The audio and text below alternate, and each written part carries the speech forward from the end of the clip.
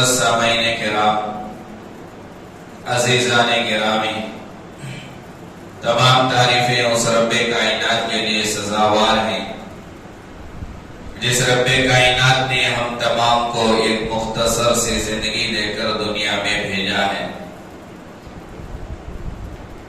اللہ تبارک و تعالی پاک ہیں اور پاکی کو پسند کرتے ہیں۔ اسلام پاکیزہ مذہب ہے۔ اللہ معاف کرے جس مذہب نے، جس شریعت نے ہمیں دنیا کے تمام مذاہب کے مقابلے میں اور مذاہب کے مقابلے میں جتنی ترغیب پاکیزگی کی دی گئی ہمیں ہمارے مذہب نے، کسی اور کے مذہب میں اتنی پاکیزگی کا حکم نہیں ملتا۔ لیکن آج ہم نے اسلام کے اس حکم کو، اس چیز کو، اس صفت کو بھلا دیا ہے۔ اسلام پاکیزگی کو چاہتا ہے، اسلام پاکیزہ مذہب ہے۔ اللہ کے نبی علیہ الصلوۃ والسلام جب مدینہ تشریف لائے تو دشمنوں نے ایک پلاننگ کی۔ وہ پلاننگ کیا تھی کہ ایک ہم مسجد بنائیں گے۔ نام تو دیا تھا مسجد، لیکن حقیقت میں وہ مسجد نہیں تھی۔ وہ اللہ کے نبی علیہ الصلوۃ والسلام کے خلاف پلاننگ کرنے کی جگہ انہوں نے بنائی تھی۔ انہوں نے یہ مشورہ کیا جسے شریعت نے کتابوں میں مسجد زرار کے نام سے یاد کرتے ہیں۔ کافروں نے بنائی ایک مسجد نام دے کر، ایک گھر کی ایک دیوار کی تعمیری کام ختم ہوا تو اللہ کے نبی علیہ الصلوۃ والسلام کی خدمت میں تشریف لا کر آقا دو جہاں صلی اللہ علیہ وسلم سے درخواست کی کہ ہم ایک مسجد بنائے ہیں، مسجد کا کام مکمل ہوا ہے، لہذا آپ آئیں ہماری مسجد، آ کر نماز پڑھیں، دعا کریں۔ تو اللہ کے نبی خوش ہوئے، مسجد بن گئی ہے، وہاں عبادت ہوگی۔ تو غزوہ تبوک کا موقع تھا، تبوک میں جانے کی نبی علیہ السلام تیاری کر رہے تھے۔ تو ان سے کہا کہ میں تبوک جا کر جب واپس آؤں گا تمہاری مسجد آ کر ضرور نماز پڑھوں گا، دعا بھی کروں گا۔ یہ کہہ کر چلے گئے تبوک۔ واپس آنے سے پہلے اللہ کے نبی علیہ الصلوۃ والسلام کو اللہ تبارک و تعالی بذریعہ وحی قرآن کے ذریعے سے نبی کو اطلاع دی، نبی کو بتایا کہ لمسجد اسس علی التقوی من اول یوم احق ان تقوم فیہ لا تقم فیہ۔ اللہ کے نبی سے اللہ نے قرآن میں کہا کہ یہ لوگ جو کہہ رہے ہیں کہ یہ مسجد ہے، یہاں آؤ آپ نماز پڑھو، حقیقت میں یہ مسجد نہیں ہے، یہ آپ کے خلاف ایک سازش ہے، آپ کے خلاف ایک پلاننگ ہے۔ جب آپ وہاں جا کر نماز پڑھیں گے، وہاں جا کر بیٹھیں گے، یہ آپ کے دشمن ہیں، یہ آپ پر اوپر سے پتھر گرا کر آپ کو ہلاک کرنا چاہتے ہیں، آپ نہ جائیں۔ لا تقم فی، آپ وہاں جا کر نماز نہ پڑھیں، آپ اس کو ڈھا دیں، آپ اس عمارت کو ختم کریں، حقیقت میں وہ مسجد نہیں ہے۔ جب قرآن اترا اللہ کے نبی علیہ الصلوۃ والسلام نے حکم دیا، لہذا صحابہ نے اس عمارت کو گرا دیا، ختم کر دیا۔ حضرت مفتی شفیع صاحب رحمت اللہ علیہ معارف القرآن جنہوں نے لکھا ہے، حضرت کی تفسیر کی کتاب ہے معارف القرآن میں لکھا گیا ہے، اللہ کے نبی علیہ الصلوۃ والسلام کے زمانے سے لے کر آج تک وہ جگہ ویسے ہی ویران پڑی ہے، کوئی تعمیری کام وہاں آج تک مدینے میں نہیں ہوا۔ جسے نبی علیہ السلام کی حکم سے صحابہ نے ڈھا دیا، گرا دیا، ویسے ہی وہ جگہ پڑی ہوئی ہے۔ حضرت مفتی شفیع صاحب رحمۃ اللہ علیہ اس سے بھی بڑی تعجب کی بات یہ لکھا ہے، اس زمانے سے لے کر آج تک اس جگہ پر، ویران جگہ پر، کسی کبوتری نے انڈا بھی نہیں دیا۔ یہ بری جگہ ہے، یہ نبی کے خلاف اس زمین پر سازش کی گئی، نبی کو ختم کرنے کی یہاں پلاننگ کی گئی، وہاں کبوتر نے بھی آج تک تک کبوتری نے انڈا تک نہیں دیا، یہ کتابوں میں لکھا ہے۔ مجھے بتانا اس واقعے سے یہ ہے، جہاں مسجد ضرار کا قرآن مجید میں واقعہ اور اللہ کے نبی علیہ الصلوۃ والسلام کو ان کی سازش کے تعلق سے نبی کو آگاہ کیا گیا، وہیں اللہ کے نبی علیہ الصلوۃ والسلام کو اس آیت میں مدینے والوں کی، انصار کی ایک خوبی کا بھی تذکرہ کیا گیا ہے۔ فیہ رجال یحبون ان یتطہروا، اللہ نے ان آیات میں کہا کہ فیہ رجال، یہاں ایسے آدمی ہیں، یہاں ایسے اللہ کے پیارے بندے ہیں، یحبون ان یتطہروا، کہ وہ پاکیزگی کو پسند کرتے ہیں، پاک رہنے کو پسند کرتے ہیں، اعلیٰ درجے کی پاکیزگی ان میں پائی جاتی ہے۔ اگر کہنے کا واللہ یحب المطہرین، صرف یہ لوگ پاکیزگی کو پسند نہیں کرتے، صرف انہیں ہی پاک رہنا پسند نہیں، بلکہ جو بھی پاک رہتا ہے اللہ اسے پسند کرتا ہے۔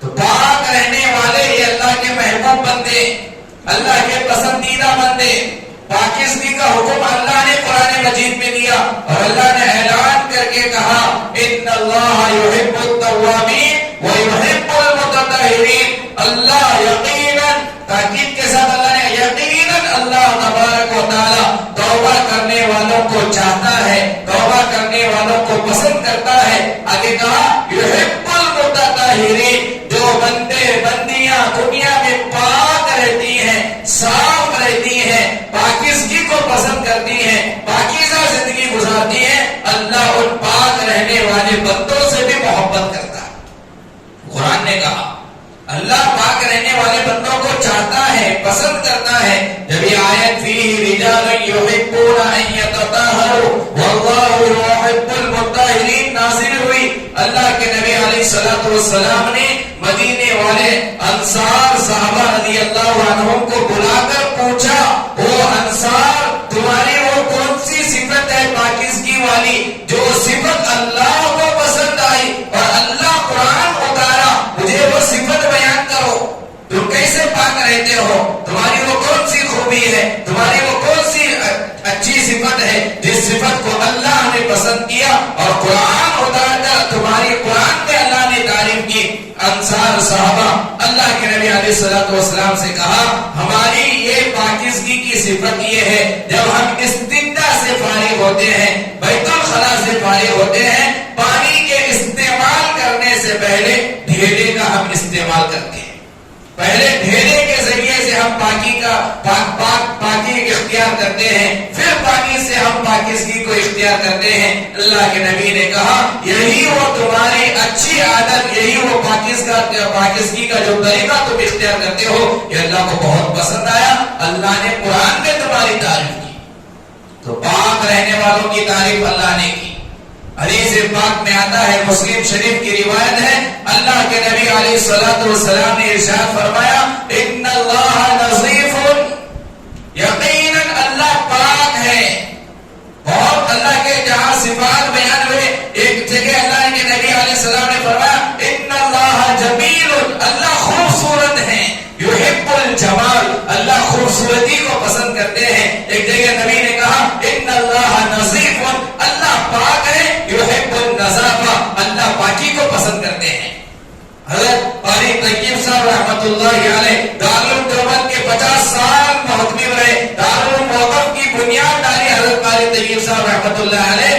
اپنے ایک بیان میں ہم نے سنا قاری طیب صاحب رحمۃ اللہ علیہ نے کہا جب بندہ سفید کپڑا پہنتا ہے، پہلے دن جب تک تو انسان کے جسم پر سفید کپڑا رہتا ہے، پاک رہتا ہے۔ قاری طیب صاحب رحمۃ اللہ علیہ جو شریعت کو جاننے والے تھے، بڑے علم رکھتے تھے، انہوں نے کہا جب تک انسان کے جسم پر کپڑے صاف رہتے ہیں، پاک رہتے ہیں، وہ کپڑے اس انسان کے جسم پر ذکر کرتے ہیں، اللہ کا ذکر کرتے رہتے ہیں اور دعا کرتے رہتے ہیں، اور جیسے ہی ان کپڑوں کے اندر گندگی آ جاتی ہے، ناپاکی آ جاتی ہے، اور وہ کپڑے جیسے ہی گندا ہونا شروع ہو جاتے ہیں، اب وہ کپڑے اللہ کا ذکر کرنے سے رک جاتے ہیں۔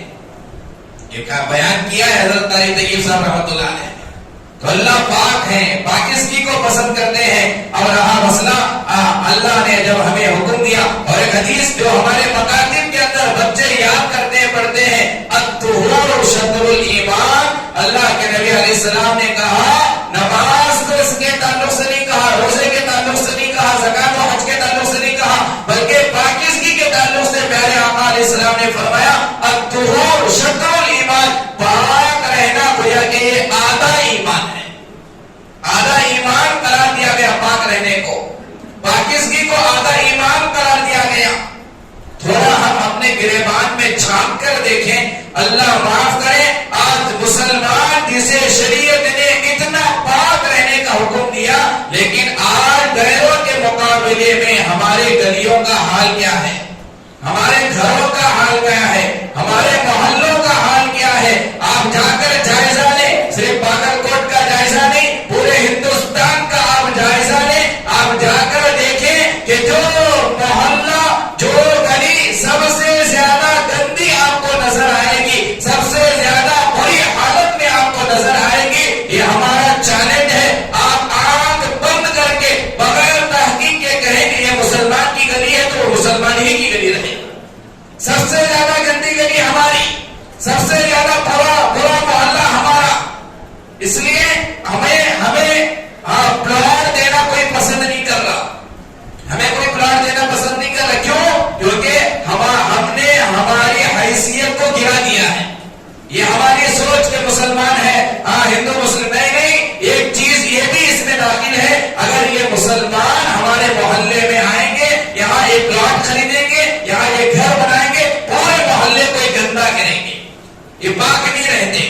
دیکھو آپ محلے کی، ہمارے محلے میں اگر دو چار غیر مسلم کے گھر ہیں، وہ صبح میں جلدی اٹھتے ہیں اور اپنے گھر کا آنگن صاف کرتے ہیں، جھاڑو دیتے ہیں، اور مسلمان 9 بجے تک بستر میں سڑتا رہتا، ایسے ہی پڑا رہتا، گھر کے باہر آنگن جھاڑنا تو دور کی بات، گھر کے اندر کی صفائی 10 بجے تک نہیں ہوتی، حالانکہ جو مذہب سب سے زیادہ پاکیزگی کا حکم دیا، اس مذہب کے ماننے والوں کی حالت اتنی بری ہو گئی۔ اللہ نے کہا ان اللہ نظیر، نبی نے کہا نظیر، اللہ پاک ہے، پاکیزگی کو پسند کرتے ہیں۔ آج ہمارے گھر گندے، ہمارا جسم گندا، محلہ گندا، پھر ہمیں کیوں کون پسند کرے؟ حضرت مالک بن دینار رحمت اللہ علیہ کا واقعہ کتنے بار آپ نے نہیں سنا ہوگا۔ حضرت مالک بن دینار رحمت اللہ علیہ کا پڑوسی غیر مسلم تھا، وہ اس میں تنگی پیش آئی، گھر بیچنا چاہا، کوئی خریدار آیا، آ کر پوچھا گھر بیچنا چاہتے ہو؟ میں خریدنا چاہتا ہوں، کتنے میں دو گے؟ وہ قیمت جو کتاب میں لکھی ہے میرے ذہن میں نہیں، اس نے اس محلے میں جو قیمت میں گھر ملتا تھا اس قیمت سے ڈبل اس نے قیمت بتائی۔ مالک بن دینار رحمت اللہ علیہ کے پڑوسی نے خریدار سے ڈبل قیمت بتائی تو خریدار نے اس بیچنے والے مالک کے مکان سے پوچھا بھئی جس محلے میں تیرا مکان ہے، جس محلے میں تیرا گھر ہے، یہاں تو اس کی قیمت اتنی نہیں ہے، مثال کے طور پر یہاں 10 لاکھ میں گھر ملتا ہے اور تو 20 لاکھ بتا رہا ہے، یہ تو ڈبل تو کیوں بتا رہا ہے؟ قربان چاہیے ہمارے اکابرین پر، وہ کیسے رہتے تھے محلے میں، ان کی ذات کیسی تھی محلے میں، انہیں اپنا پڑوسی بنانا لوگ پسند کرتے تھے۔ آج ہمیں پڑوسی بنانا کوئی پسند نہیں کر رہا۔ ہمارے اسلاف کی تاریخ اٹھا کر دیکھیں، مالک بن دینار رحمت اللہ علیہ کا پڑوسی جو مسلمان نہیں ہے، نان مسلم ہے، اس نے خریدار سے کہا میں بھی جانتا ہوں اس محلے کے گھر کی قیمت 10 لاکھ ہے، لیکن میرے گھر کی قیمت 20 لاکھ اس لیے ہے کیونکہ میرا گھر مالک بن دینار کے گھر کے بازو میں ہے۔ تجھے پوری دنیا میں ایسا پڑوسی نہیں ملنے والا، ایسا پڑوسی ہے جس پڑوسی کی وجہ سے میرے گھر کی قیمت دگنا ہو گئی، ڈبل ہو گئی۔ بتاؤ آج کوئی ہمارا پڑوسی ایسا کہے گا؟ کہہ سکتا؟ اسی لیے اللہ کے نبی علیہ السلام کو پتا تھا کہ یہ سب ہونے والا ہے۔ 1400 سال پہلے اللہ کے نبی علیہ السلام نے فرمایا واللہ لا یؤمن، واللہ لا یؤمن، واللہ لا یؤمن۔ نبی نے 3 مرتبہ قسم کہا خدا کی قسم وہ انسان مسلمان نہیں ہے، خدا کی قسم وہ بندہ اللہ کا مومن بندہ نہیں ہے، اللہ کا مومن بندہ نہیں ہے۔ 3 مرتبہ اللہ کی قسم کھا کر نبی نے کہا وہ مومن نہیں ہے۔ صحابہ چونک گئے، پریشان ہو گئے، اللہ کے نبی علیہ السلام سے پوچھا من ہوا یا رسول اللہ، اے اللہ کے رسول وہ کون بندہ جس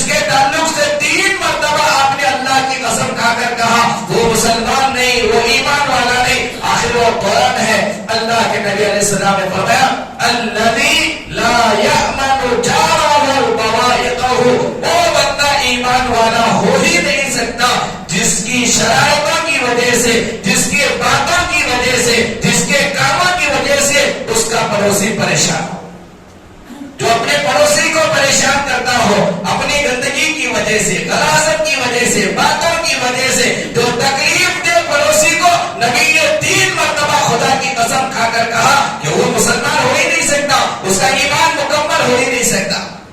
یہ ہے شریعت کی تعلیم، ہمیں حکم دیا پاک رہنے کا، لیکن آج ہمارے محلے گندے، ہمارے محلوں کے اندر گندگیاں، اللہ معاف کرے ہماری مستورات، بچے گھر میں چھوٹے چھوٹے ہیں، پاخانہ صاف کر کے گلی میں پھینک دیتے ہیں۔ اسی لیے جانور سب سے زیادہ ہمارے محلوں میں، آپ طیبہ محلے کی بات اٹھا کر دیکھیں، کسی بھی محلے کی آپ اٹھا کر دیکھیں، جانور سب سے زیادہ ہمارے محلے میں، ناپاک کی چیزیں ہمارے محلوں میں۔ یہ اسلام کا طریقہ نہیں ہے، یہ شریعت کا طریقہ نہیں ہے۔ اسلام پاکیزگی کا حکم دیتا ہے۔ اللہ کے نبی سے صحابہ نے پوچھا یسألونک عن المحیض، اللہ کے نبی، آپ اللہ کے نبی سے پوچھا گیا حیض کے بارے میں کیا حکم ہے شریعت کا، حیض کا حکم ہمیں سنائے۔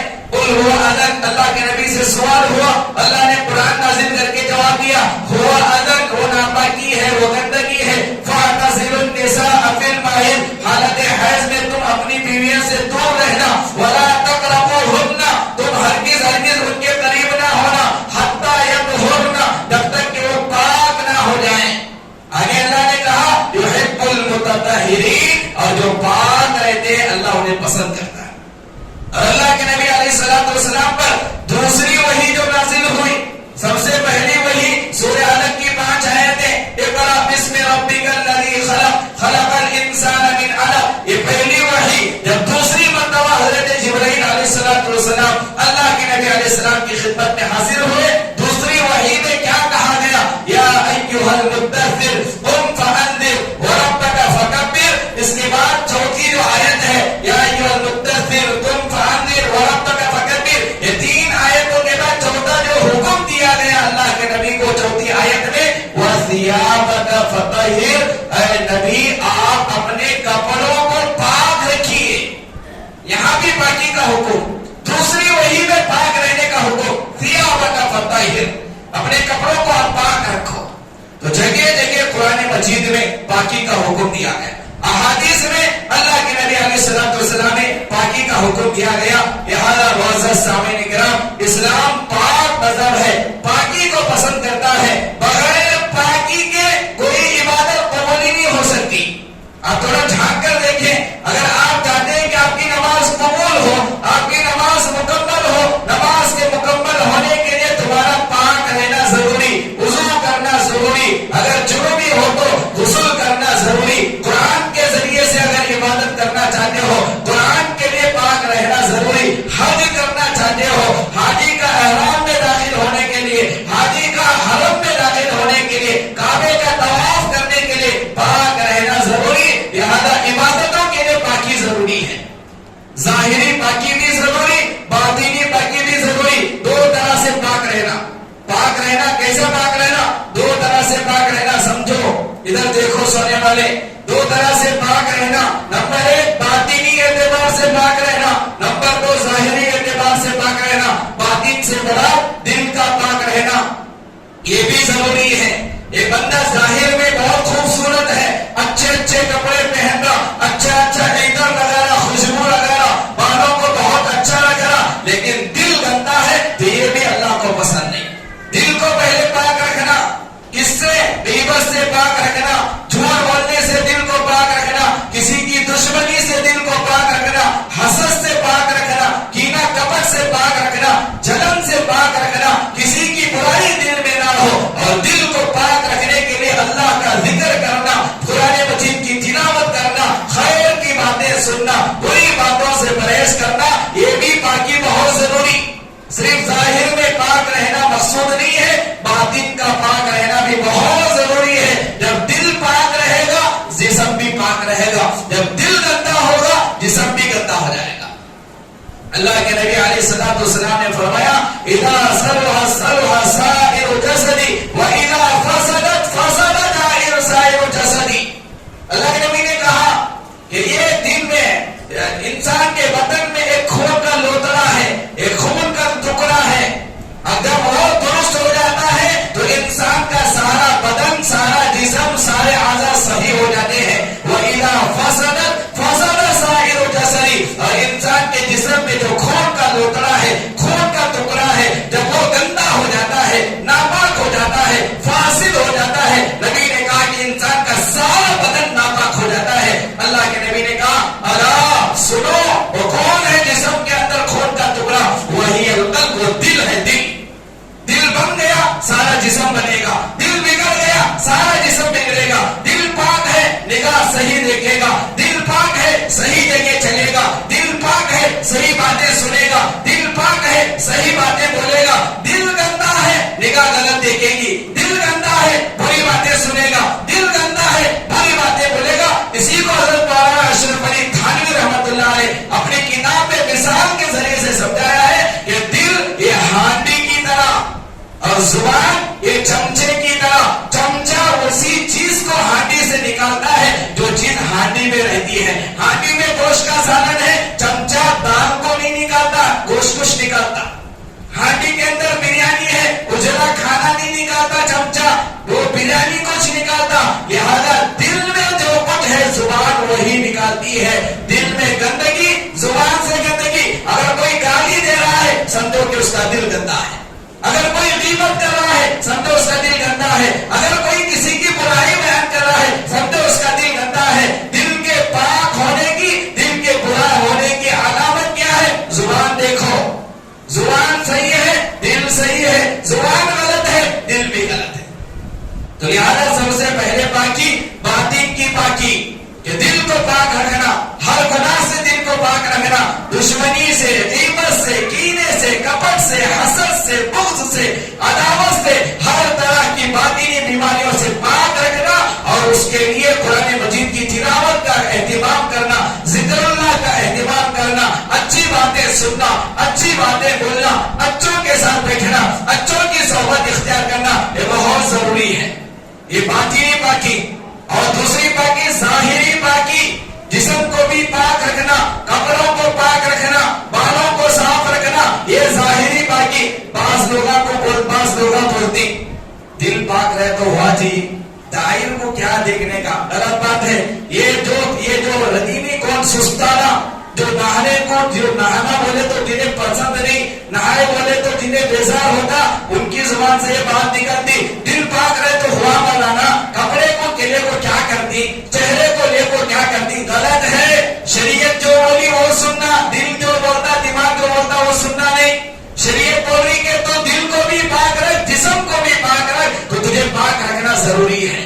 جگہ جگہ حکم دیا گیا، آپ سر کے بال سے لے کر پیر کے ناخن تک آپ شریعت کا حکم دیکھتے جائیں، شریعت کا مطالعہ کرتے جائیں، ہر جگہ آپ کو شریعت کی رہبری و رہنمائی ملتی ہے۔ آپ سر کے بال کے تعلق سے اگر حدیث دیکھنا چاہیں، اللہ کے نبی علیہ الصلوۃ والسلام نے فرمایا من لہ شعر، اگر کوئی اللہ کا بندہ بال رکھنا چاہے، کیسے رکھے گا؟ اب اس میں تفصیل میں نہیں جانا، وہ ڈکر کی کٹنگ، اس کی کٹنگ، اس کی کٹنگ، یہ حرام، یہ نہیں رکھ سکتے۔ اللہ کے نبی علیہ السلام نے جس طرح بال رکھے اس طرح بال رکھنا۔ لیکن ایک حدیث میں اللہ کے نبی نے فرمایا من کان لہ شعر فلیکرمہ، جو بال کو رکھے وہ اپنے بالوں کا اکرام کرے۔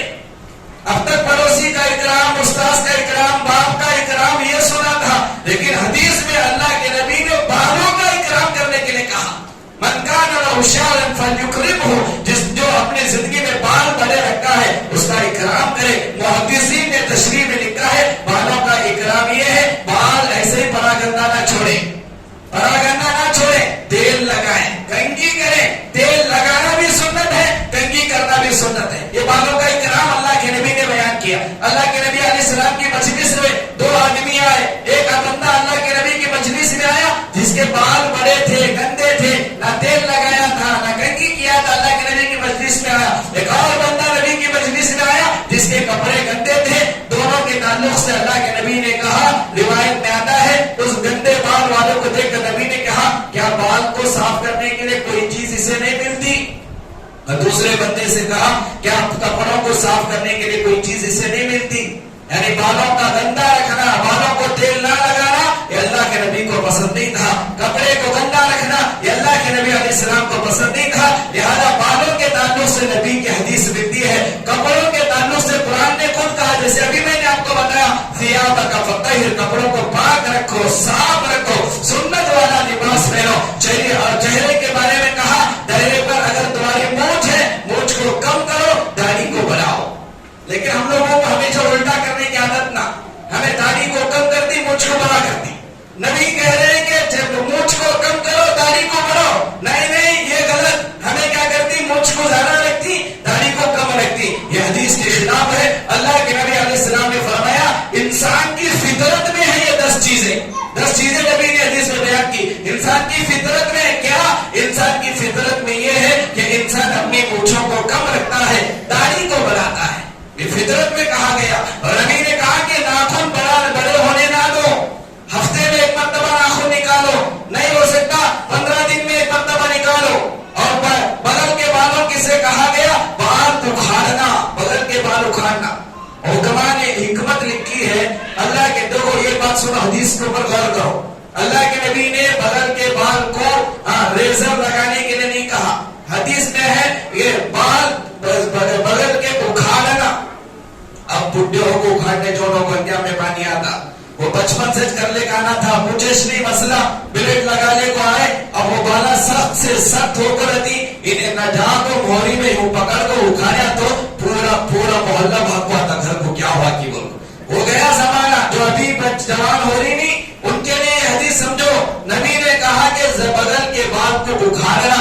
حکما نے اس کی حکمت یہ بیان کی ہے جو بندہ شروع سے ہی بغل کے بال ریزر لگائے بغیر اکھاڑتا ہے اس کے بغل سے بدبو نہیں آتی. کتنی دور تک کی بات اللہ کے نبی علیہ السلام نے کہی ہے. کیسے نبی کے ہم امتی ہیں. اللہ کے نبی نے کہا کہ بغل کے بال اکھاڑنا، زیر ناف کے نیچے کے بال، شرمگاہ کے اطراف کے بال وہاں اس طرح لگانا. یہ صفائی کا حکم دیا گیا، ختنہ کرنے کا حکم دیا گیا. پوچھو سائنسدانوں سے ختنہ کرنے کے کتنے فوائد ہیں، کیا کیا فائدے ہیں. آج کل کے ہمارے نوجوان سر کے بالوں کی فکر رہتی، بغل کے ناک کے نیچے کے بالوں کی فکر ہی نہیں رہتی. اللہ معاف کرے، پتہ نہیں کتنے 6 مہینے ہو جاتے بال ہی نہیں نکالتے. یہ جو بیماریاں آ رہی ہیں ان گندگیوں کی وجہ سے. کیوں؟ سر کے بال دکھتی، بغل کے بال کہاں دکھتی؟ چٹی کے اندر کے بال تو دکھتے نہیں، کاٹنے کی ضرورت نہیں ہے. نہیں کہا گیا 40 دن تک اگر نہیں کاٹے اللہ گناہ دیتا.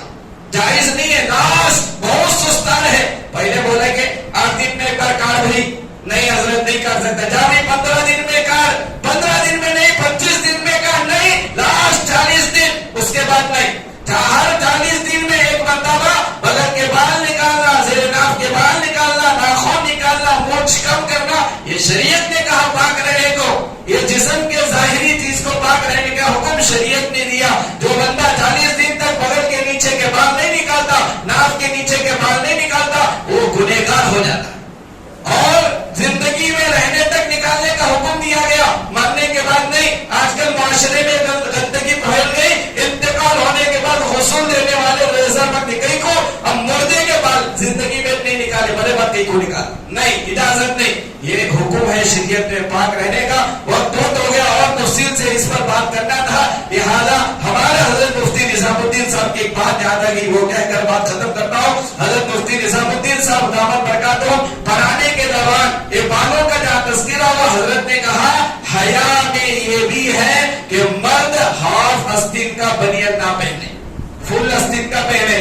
کہاں ہے حدیث میں؟ حدیث میں نہیں ہے، قرآن میں نہیں ہے. اگر آپ ہاف آستین کا بنیان پہن کر اگر کرتا نکال کر رکھے اور تمہارے اندر تمہاری سستی کی وجہ سے بال نہیں نکالے، تمہارا عیب لوگوں کو ظاہر ہوگا کہ یہ بغل کے بال نہیں نکالا. ایسا ہم نے دیکھا ہے بہت سارے نوجوانوں کو بغل کے بال نہیں نکالتے، اب بڑی شان سے کرتا نکال کر جیسے اپنا ہاتھ اٹھاتے ہیں، نظر جب جاتی ہے ان کے بغل کے نیچے پتہ نہیں کتنے مہینوں کی گندگی ان کے بغلوں میں بیٹھی ہوئی. لہذا ان عیوب کو چھپانے کے لیے ہمارے اکابرین نے کہا، ہمارے استاد محترم نے کہا فل آستین کا بنیان پہننا یہ عیب چھپانے کی علامت ہے، اس سے عیب چھپ جاتے ہیں. لہذا اس کا حکم ہمیں مرمانے طالب علم سے آستین کے بنیان پہنتے تھے، اس کا بھی اہتمام کریں گے انشاءاللہ. اب فل آستین کا بنیان پہن کو اندر ویسا چھوڑنا بھی نہیں، وہ نکالتے بھی رہنا، پاکی کا اختیار بھی کرتے رہنا. کہاں سے کہاں تک بال نکالنا، کیسے نکالنا، کریم لگا کو نکالے تو چلتا کیا، یہ سب سوالات اگر آپ کے ذہن میں ہے، وقت ہو گیا کبھی انفرادی ملنے انشاءاللہ تفصیل سے بتایا جائے گا. اللہ تعالیٰ ہم تمام کو کئی